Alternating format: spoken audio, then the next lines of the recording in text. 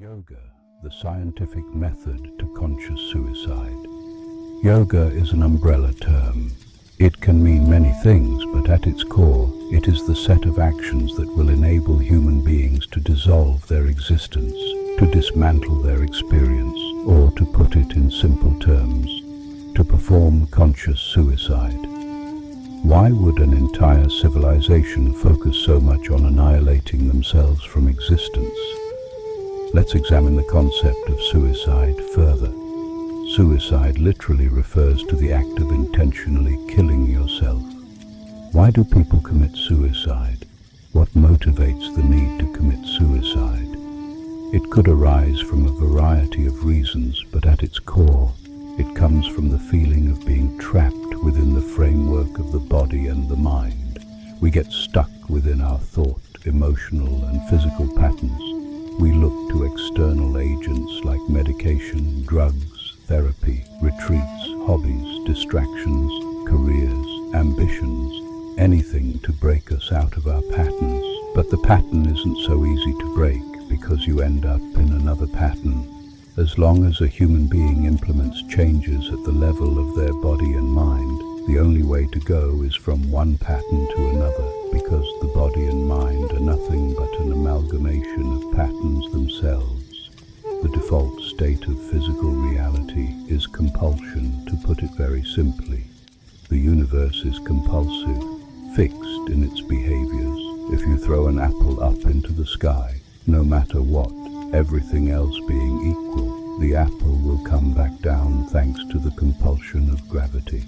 One day you might be eating burgers and drinking Coke, and the next you're eating salads and taking early morning walks. One is definitely healthier than the other, but it's just another pattern. Patterns are limitations, and if a human being is aware of the smallest limitation imposed on them, suffering sets in. Taken to the extreme, suicide is an attempt to permanently break free of the body-mind infrastructure that essentially functions as a combination of patterns. The ancient Indians understood this well. They didn't want to haphazardly break out of their patterns. They wanted to create a conscious, scientific, step-by-step process through which they could experience something beyond patterns, something beyond the mind-body framework, whatever that something is. Maybe there's nothing beyond it. Maybe we hit a glass ceiling, but the seeking and the striving to get to the root node of the nature of suffering thus began.